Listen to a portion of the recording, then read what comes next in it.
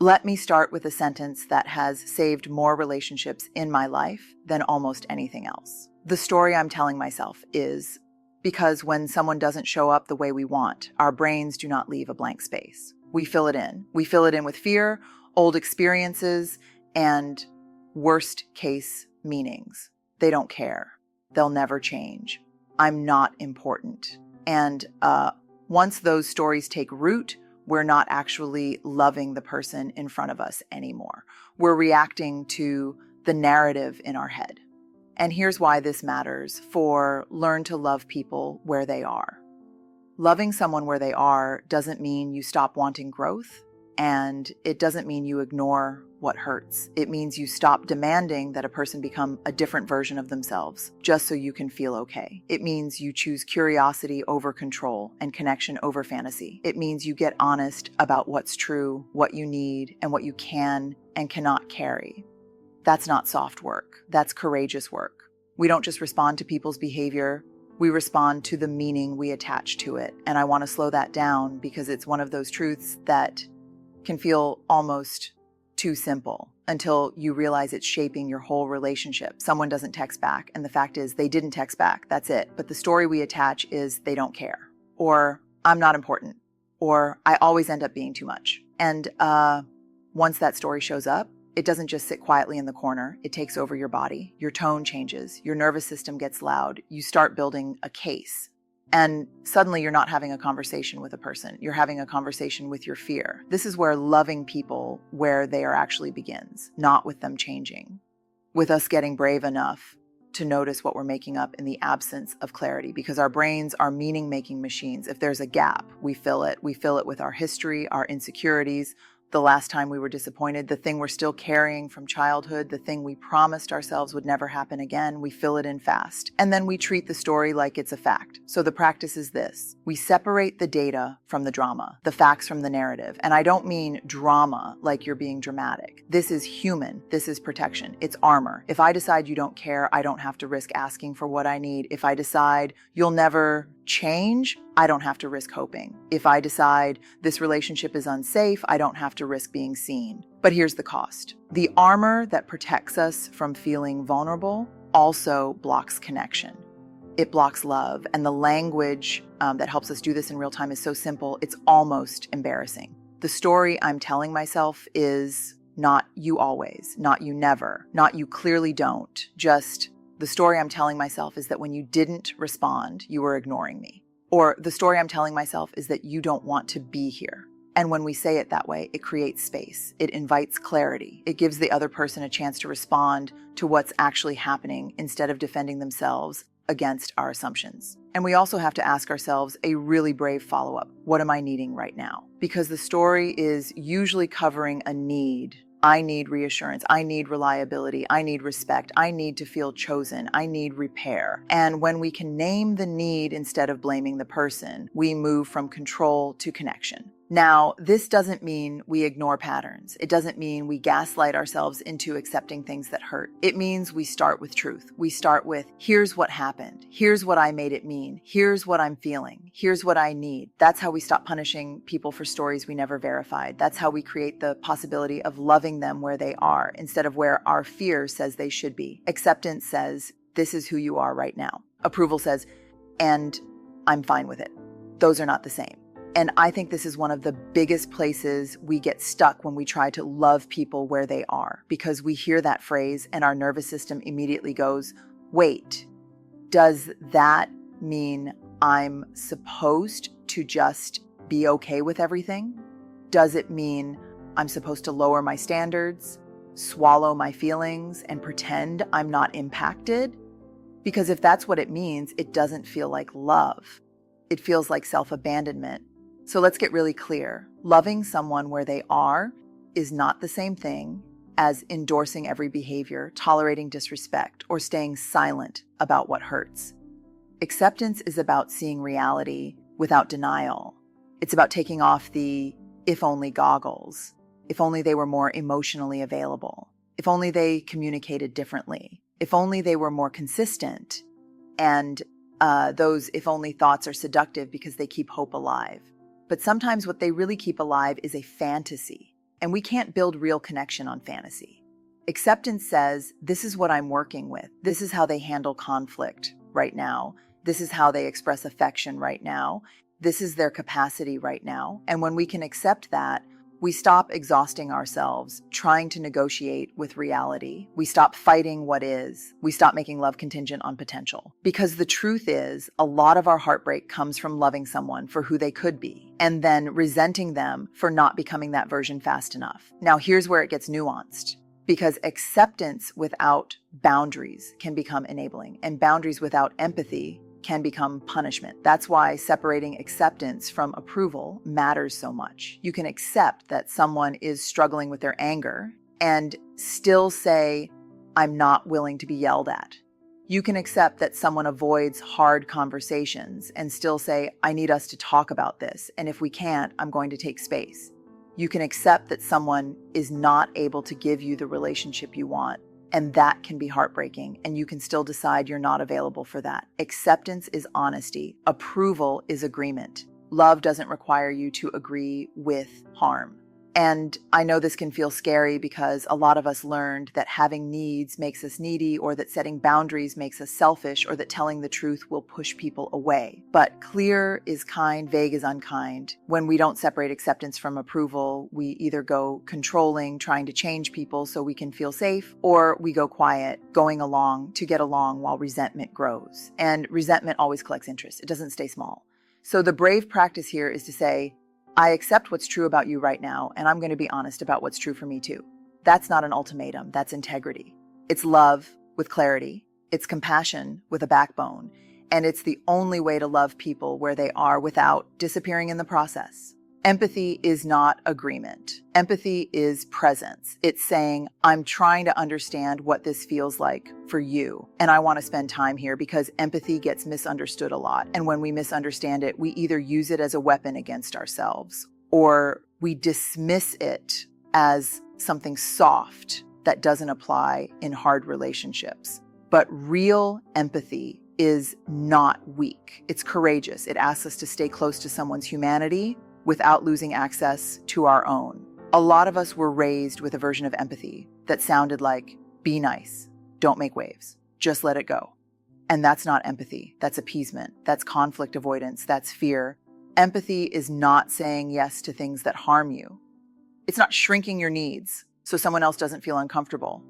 It's not taking responsibility for someone else's emotions. Empathy is simply the willingness to look at another person and think, there's a reason this makes sense to them. Even if I don't agree, even if I would choose differently, even if it's messy.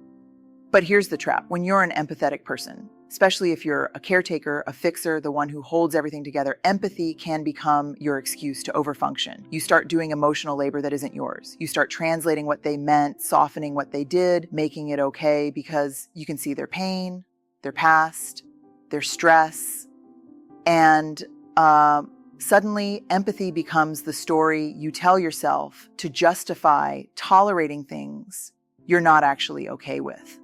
They're under a lot of pressure. They didn't mean it. They had a hard childhood. All of that might be true. And also, your heart can understand their pain while your boundaries protect your dignity. This is where empathy and boundaries have to be partners.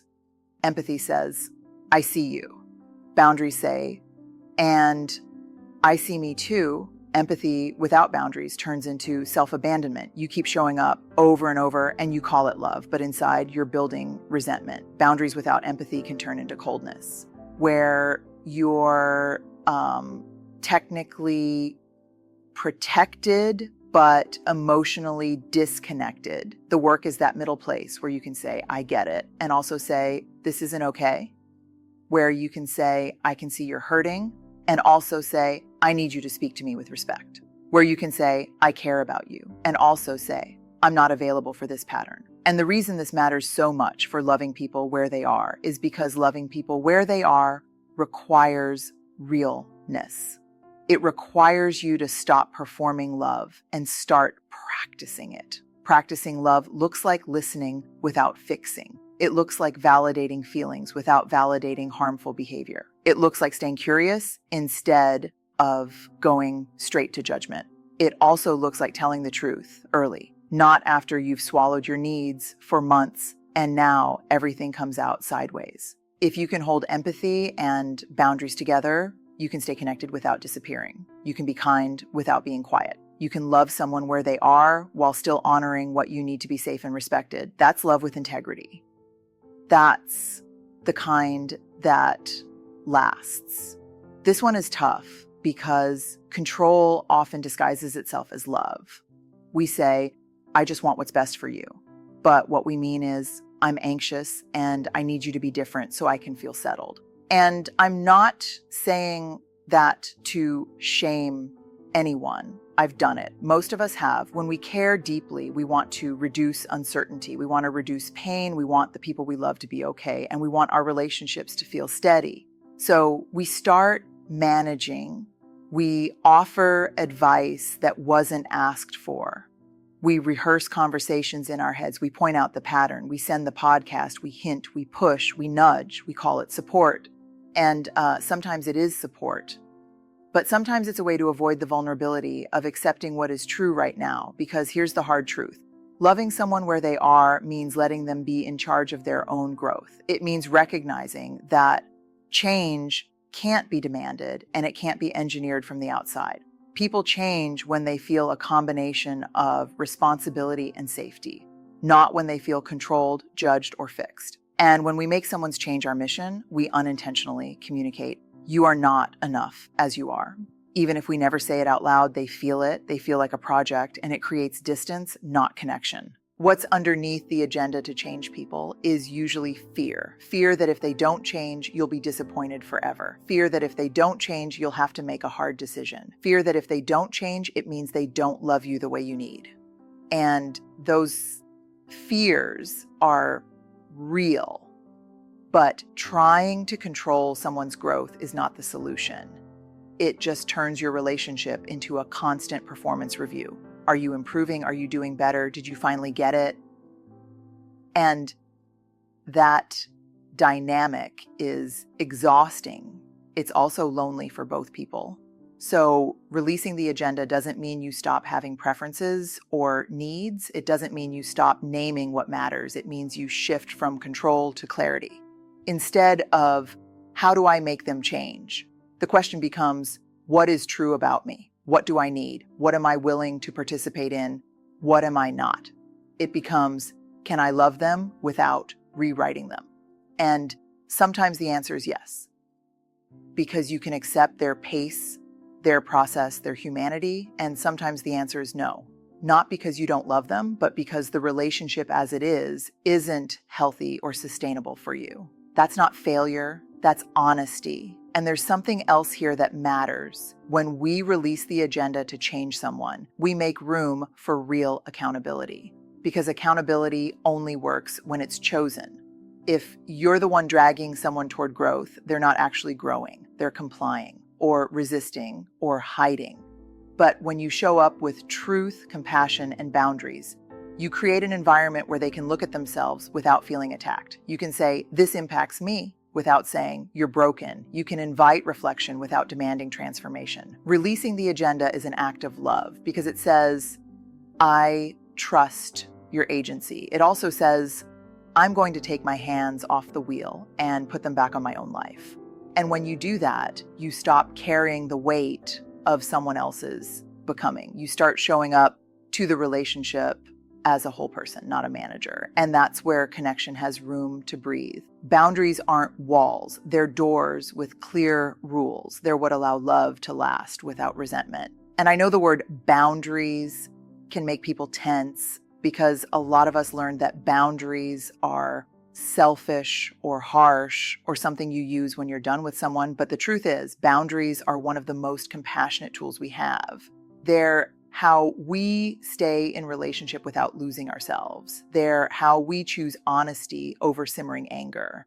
And they're how we stop trading our peace for the illusion of harmony. Most of us don't realize we need boundaries until we're already resentful. We keep saying yes when we mean no. We keep staying quiet when we're hurt. We keep being understanding past the point of self-respect. And then one day we explode or we shut down or we ghost, and everyone's confused because we never told the truth early.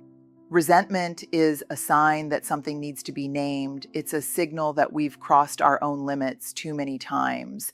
And the tragedy is that we often blame the other person for taking more than we offered, when the real issue is that we weren't clear about what we could actually give. Using boundaries as an act of love means we stop using them as weapons. We stop making boundaries a punishment like, fine, I'm done with you. Or if you don't do what I want, you don't get access to me. That's control. That's not a boundary. That's a threat. A real boundary is simply a statement of what's true for you, paired with what you will do to take care of yourself. It's calm, it's clear, it's consistent. It's, I'm not available for conversations where we're yelling.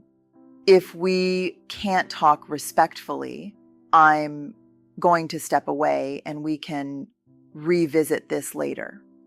I care about you and I'm not able to keep rescuing you from the same consequences. That's not cruelty. That's accountability with dignity. And boundaries are the bridge between loving people where they are and loving yourself where you are. Because when you can't set boundaries, love them where they are turns into, I'll tolerate anything. And that's not love. That's fear of conflict, fear of abandonment, fear of being seen as difficult. But love doesn't require self-erasure. Love requires truth. It requires you to show up as you are, not as someone who's easy to live with. Boundaries are how we protect what matters: respect, safety, emotional honesty, time, energy, intimacy. And the most important thing about boundaries is that they're not about changing the other person. They're about changing your response. That's why they work. Because you can't control whether someone keeps crossing the line, but you can control what you do when they do. You can decide what access you're willing to give. You can decide what patterns you will and won't participate in. That's power, quiet power. And it's deeply loving, because it keeps you from becoming someone you don't recognize, someone who's bitter, sharp, or numb. So if you're thinking, okay, but what if they don't like my boundaries? They might not. People who benefit from you having none will often struggle when you start having some. That doesn't mean you're wrong. It means the relationship is adjusting to honesty. And if the relationship can't survive honesty, it was being held together by you over-functioning. Boundaries don't stop love. Like, they protect it. They keep it clean. They keep it brave. They keep it possible. So here's what I want to leave you with. Loving people where they are is not a soft option. It's not passive. It's not you shrinking your needs, swallowing your truth, or staying in situations that harm you. It's one of the bravest things you can do, because it asks you to live in reality, not fantasy. It asks you to stop rehearsing who someone could be and start relating to who they are. And it asks you to stay open-hearted without handing your life over to someone else's choices. When you get honest about the story you're telling, you stop punishing people for assumptions. When you separate acceptance from approval, you stop confusing love with endorsement. When you practice empathy without abandoning yourself, you build connection that doesn't cost you your dignity. When you release the agenda to change them, you give them back their agency and you give yourself back your peace. And when you use boundaries as an act of love, not punishment, you create the kind of relationship where respect and tenderness can actually live in the same room. And maybe the most important part is this: you don't have to choose between loving others and honoring yourself. That's the lie that keeps so many of us stuck. You can love people where they are and still tell the truth. You can stay compassionate and still be clear. You can offer connection and still protect your heart. That's not hardness. That's wholeness. So the next time you feel yourself slipping into control or resentment or shutting down, just come back to one brave sentence. The story I'm telling myself is, and let that be the doorway to curiosity, clarity, and courage. Because love that lasts is not built on perfect people. It's built on honest people who are willing to show up, set boundaries, and keep choosing connection. Good luck.